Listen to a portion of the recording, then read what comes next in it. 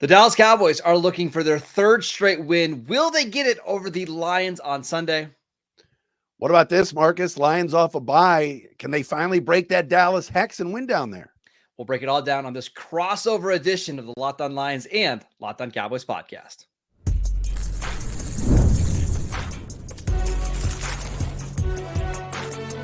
You are Locked On NFL Crossover, part of the Locked On Podcast Network. Your team every day.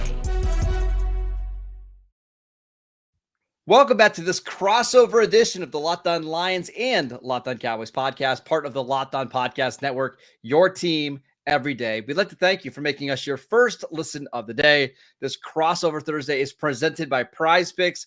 Download the app, use promo code LOCKEDONNFL to win $50 instantly when you play $5. I am your host, Marcus Mosher. You can follow me on Twitter at Marcus_Mosher. And joining me today from Locked On Lions is Matt Dery. Follow him on Twitter at Dery Speaks. We're going to break down this really fun Lions-Cowboys matchup on Sunday afternoon. But, Matt, I want to start with your Lions.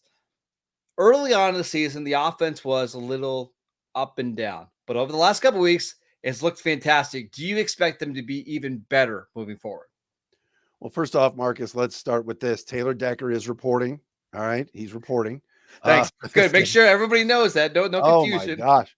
I'm just glad we're getting this game done and over with, so now we can put that to rest, because it's been the Lion fans are still ticked off. The Lions are still upset with what happened last year because they thought they had a win over you guys. But no, offense seems like it's back. It's kind of weird. You get the bye week in week 5. They got some momentum. They ran up and down the field with their offense against Seattle, and yet now they got to sit and wait for 2 weeks. They finally got a little movement. Jared Goff felt good. The offensive line played well. The run game mixed with the pass. You get Amon-Ra going. You get Jamison Williams going, all in the same game. Laporta gets more touches, and then you got to sit and wait for 2 weeks. So the bye, I thought, came at a very early time. But to kind of answer your original question, yeah, they feel good about the offense. It started slow. I think there was some rust there from not having anybody play in the preseason from the regulars. And now you're going to get Frank Ragnow back for this game after he missed the Seattle game. The two-headed monster of Montgomery and Gibbs. Which Cowboys run defense will we see?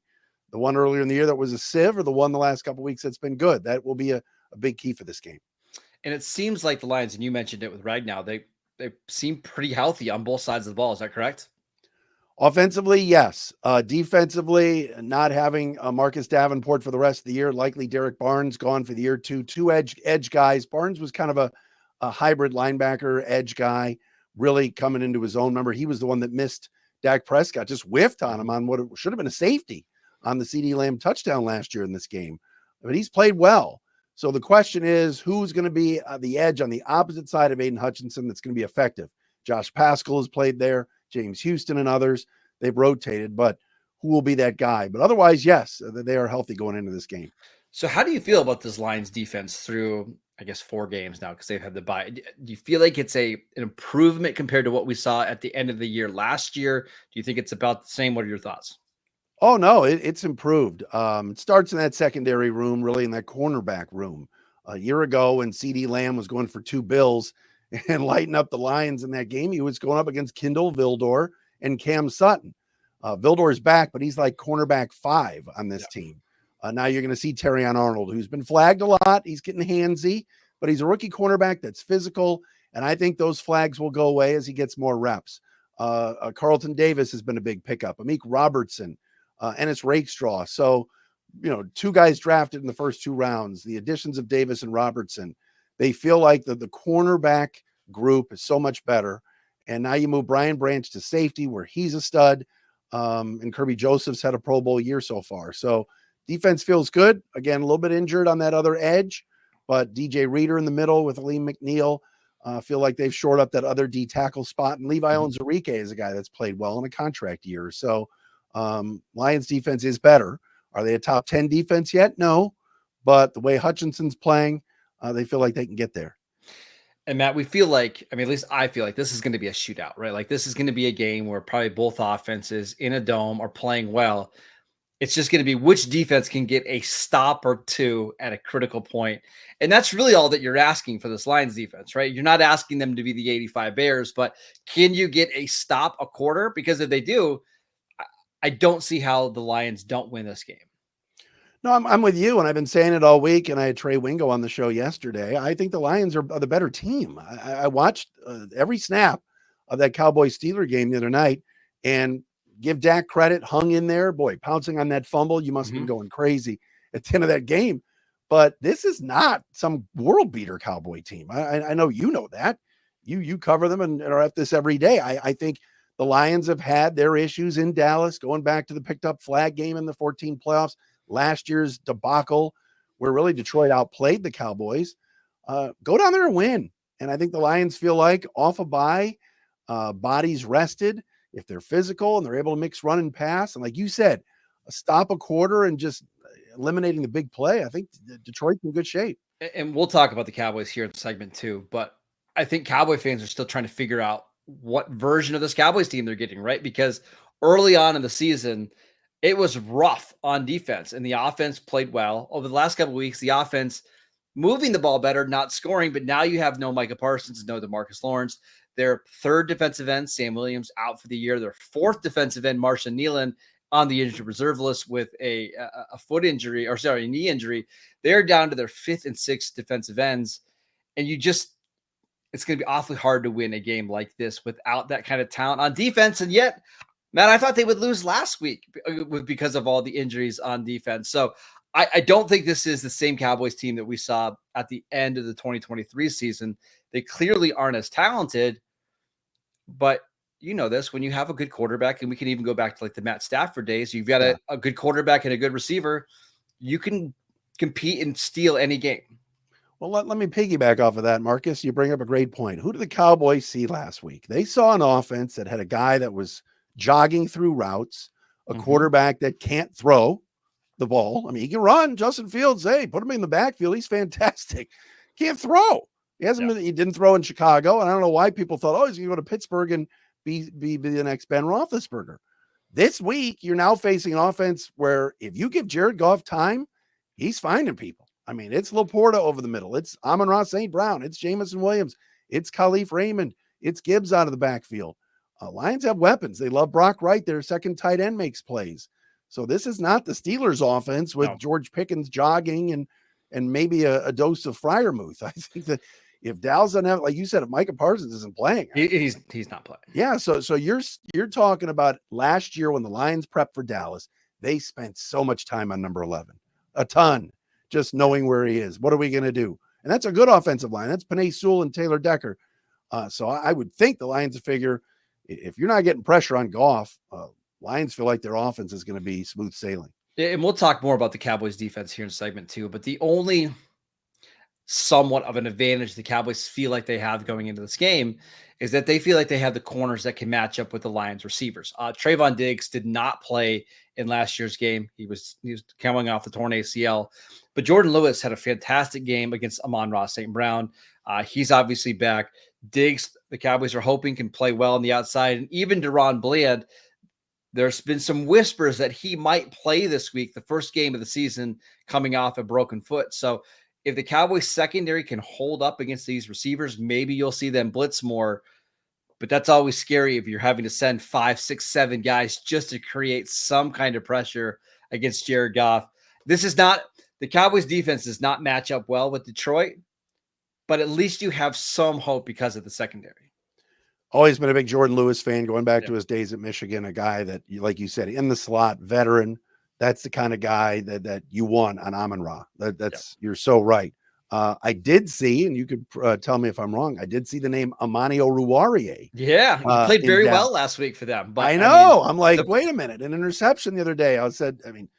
He had some really good seasons for the Lions, and then his last year here was an unmitigated disaster to the point they didn't bring him back. So he's one of those guys, like, less is more, right? Like, and this is where the Cowboys know, like, hey, the more that he has to play, the more he's going to get exposed.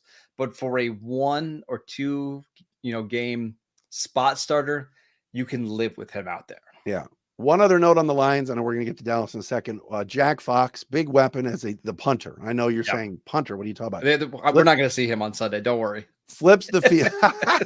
Flips the field, though, and has been a weapon for this team to keep that defense kind of on the other side of the field. So keep an eye on that. He can keep his legs nice and rested. I'm sure he's the holder as well. That's probably the only work he's going to get on Sunday. Let's talk about those Cowboys who have been very up and down this year. Will they be able to get any stops against the Lions on Sunday? We'll break it down next.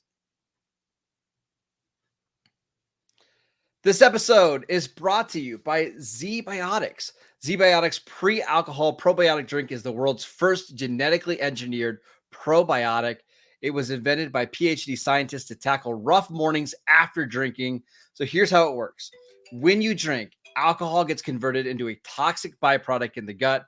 It's this byproduct, not dehydration, that's to blame for your rough next day. Pre-alcohol produces an enzyme to break this byproduct down. Just remember to make Zbiotics your first drink of the night. Drink responsibly and you'll feel your best tomorrow. Here's how you use it. Step 1, drink pre-alcohol for your best results. Make pre-alcohol your first drink of the night. Step 2, drink responsibly, pace yourself, hydrate, and get a good night's sleep. And then step 3, enjoy tomorrow. Wake up feeling refreshed and ready to take on the day. Go to Zbiotics.com/LockedOnNFL to learn more and get 15% off your first order when you use LockedOnNFL at checkout. Zbiotics is backed with a 100% money-back guarantee. So if you're unsatisfied for any reason, they'll refund your money. No questions asked. Remember to head to Zbiotics.com/LockedOnNFL and use promo code LockedOnNFL at checkout for 15% off. This episode is brought to you by Gametime. I absolutely love Gametime. It's what I use when I want to go to college football games, NFL games. Gametime has a new feature called Gametime Picks that makes getting tickets for your favorite live events even easier. Gametime Picks filters out the fluff to show you only the incredible deals on great seats so you don't have to waste your time searching through thousands of tickets. I love it for so many different reasons, but my favorite reason is that they show you the panoramic view of your seats before you buy.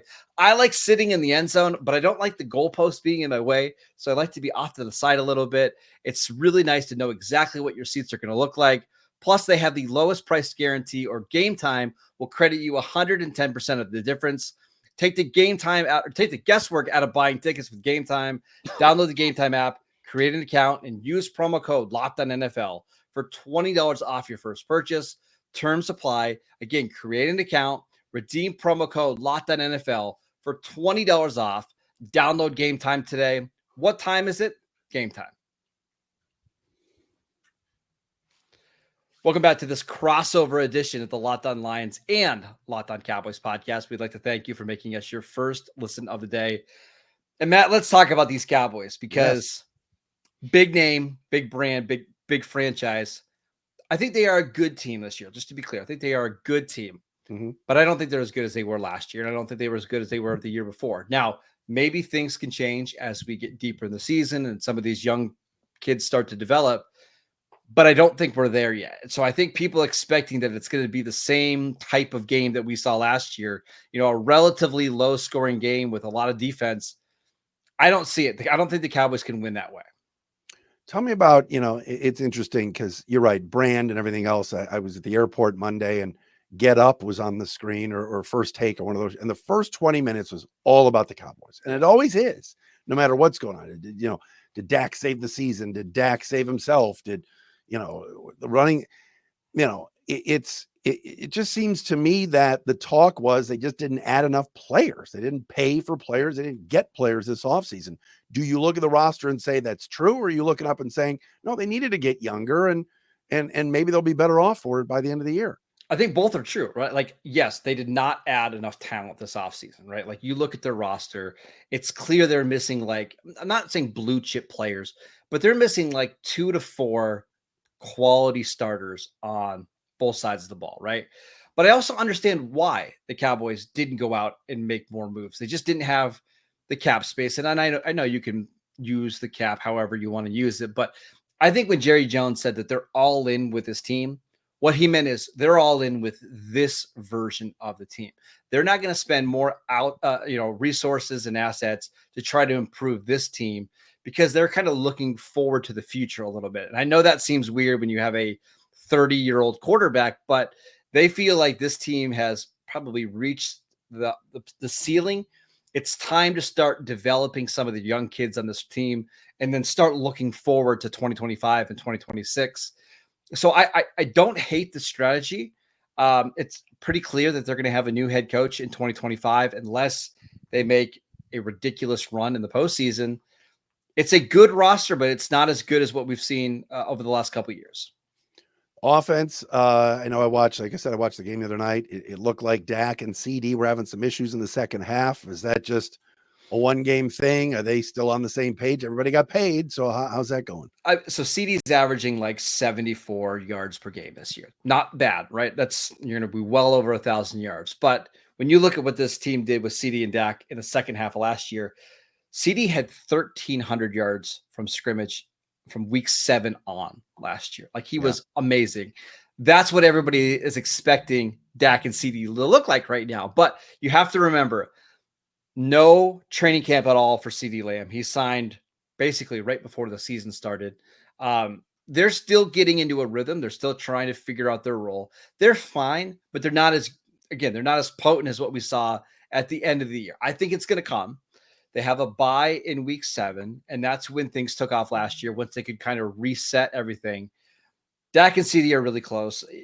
I'm not concerned about anything they say on the sideline. Like those two they're talkers, right? Like they're very vocal. They're not going to go on social media and dog each other out. Like that's just not the relationship they have. It's a very out in the open relationship where they're going to talk and communicate on the field. I do think this is a game where CD could go off, right? You mentioned the corners.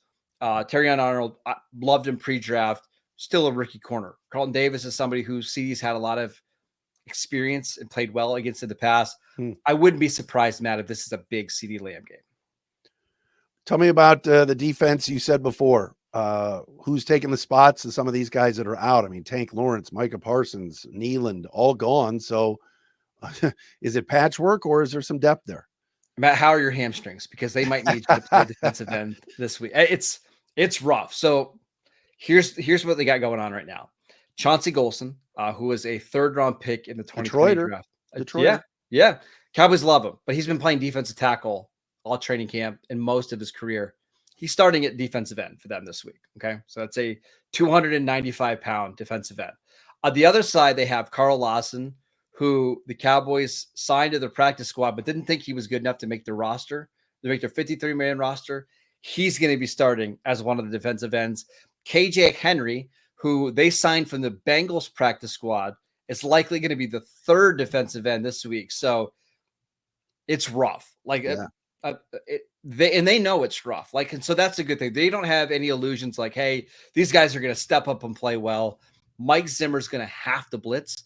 They got into a point, Matt, even in the Steeler game, and Mike McCarthy said it at halftime, like they ran out of defensive ends. So they were playing linebackers on the edge because they had no choice. Now that we've had another week to get ready for this game, maybe they'll feel a little bit better, but you're going up against a much better offense with much better offensive tackles. They're going to have to blitz because they're not going to be able to create pressure with their front 4. One more thing. Do you have the best kicker ever? Because this guy, he's up there. I mean, I know it's only been a year or 4 or 5 games, but Aubrey, something else, man. Oh my God. Yeah. The ball in Pittsburgh the other night. That's the toughest place to kick in the NFL. Yeah, now he did get lucky a little bit that he had a kick blocked because I think he would have missed that kick. He just wrapped his foot around the ball a little bit too much. But yeah, he's a weapon because anytime that you are across the 50-yard line, you're in legitimate Aubrey range. The Cowboys lined up in week 1 for I think it was a 67-yard field goal. And I have no doubts he would have got it there. Like that's not a problem at all. He has a ridiculous leg. The issue is you don't really want to use him much this week, like outside of extra points, because Matt, if they're kicking field goals against this Lions team, they are not going to win. Last week against Pittsburgh, you can afford to kick field goals and stay in that game because Pittsburgh's offense isn't good. The Cowboys aren't going to win this game scoring 20 points, 23 points. I would expect this is going to be a week where the Cowboys don't rely on Brandon Aubrey, and 4th and 5s from the 42-yard line, where those would usually be kicks for Brandon Aubrey. I expect Mike McCarthy to be highly aggressive this week. Dude, I'm excited for it. 425er and Tom Brady on the call. I kind of blasted him a little bit the other day. I just don't think he's good enough yet to be on the there, number though. one team. Yeah. You know. Well, it's really hard when you had Greg Olsen last year. And he Yeah, was he's so good. good. Yeah. Big game. One of the things I wanted to ask you really quickly before we move on is how much do you think the Lions want to win this game because of what happened last year? Like, do you think Dan Campbell's talking about that at all? Or do you think he's using that as like a motivational tactic to go out and really make sure they win this game? I think he's talking about it a little bit because he's from there, played at A&M, has Dallas ties, and, and just he wants this game. So he's leaning into it. Yeah, I think the fact that he brought it up the other day, to the media and just kind of said, "Hey, look, yeah, we remember what happened last year, and he's going to have family there again, just like he did last year." And I don't think they're sitting there with the taste in their mouth still, but I think walking into that stadium, it will remind them that they thought they had one stolen. And his emotions are right there on the sleeve. He's not gonna hide anything. And but I think they also feel like knowing next week they got to go to Minnesota. And it's Minnesota at 5-0 and the Lions at 3-1. They want to get this one and then go to Minnesota with some momentum. All right, let's talk about some keys to victory for both the Lions and the Cowboys going into week 6. We will get to that next. This episode is brought to you by FanDuel. Hey, NFL fans, you can start the season with a big return on FanDuel, America's #1 sportsbook. So when you get a hunch in the middle of the game, you can check out the latest stats, view live play-by-play, and so much more on the same page where you place your bets. You can get started with $200 in bonus bets guaranteed when you place your first $5 bet. You can go bet on this Lions-Cowboy game. The Lions are 3.5-point favorites in Dallas. It's been a long time since somebody has been a 3.5-point favorite or more in Dallas. Once you place that bet, you're going to get $200 in bonus bets that you can use on futures bets. You guys know I love futures bets like division odds, who's going to make the playoffs, who's going to be the defensive player of the year, who might be playing on Sunday across from Terrence Steele. Check that out. Go visit FanDuel.com, America's #1 sportsbook. That is FanDuel.com. It's a crossover Thursday edition with Matt Dery from Locked On Lions and Marcus Mosher, me from Locked On Cowboys. We are breaking down this Cowboys-Lions Week 6 matchup. Matt, what did the Lions need to do on Sunday to get a W? Well, first of all, that they cannot turn the ball over. Like I said before, I think the Lions are the better team here. I think it's time to go down to Dallas and win. Cowboys are banged up on defense. Last thing you want to do is fumble the football and give Dallas a short field, a poor interception. When the Lions lost earlier this year against Tampa Bay, Jared Goff had a bad game and threw a couple of balls right to Tampa defenders. Take care of the football. I think that's going to be key for them. The other thing, too, is this pressure situation. Trey Wingo yesterday on Locked On Lions brought up a great point. Dak is better when he's pressured. Most quarterbacks aren't, but his numbers, when he's got somebody in his face, seems to be making these throws. So the Lions have got to figure out how that's going to work. Aiden Hutchinson all day coming off that right defensive edge and wreaking havoc. You want that. You want Hutch to do his thing. But if he's getting there and getting close and Dak's completing throws, what kind of adjustments in game will Aaron Glenn make if Prescott has the hot hand? So that's something to watch as well. Cowboys great Aaron Glenn, by the way. That's correct. And I always like to refer to him as future head coach Aaron Glenn. But he's been good. And running the football. Sometimes in games like this, it's the big stage and it's the late window for Fox and Burkhardt and Brady, like you said, could turn into a shootout. I hope Ben Johnson doesn't go that route and figures we still got to run the football. When the Lions are back to balance, Montgomery and Gibbs on the ground, then Goff through the air and utilizing what they have in their O-line, which is their strength, and not getting away from it and turning it into a 50 attempt type game for Goff, I think Detroit will be okay. How about for you guys? Yeah, for the Cowboys, this is going to have to turn into a shootout. Like they know they don't have the personnel on defense to hold Detroit under 20 points, right? So you have to be aggressive when you get into scoring position. Last week, the Cowboys were horrendous in the red zone. Awful. Dak had 2 turnovers inside the 20-yard line.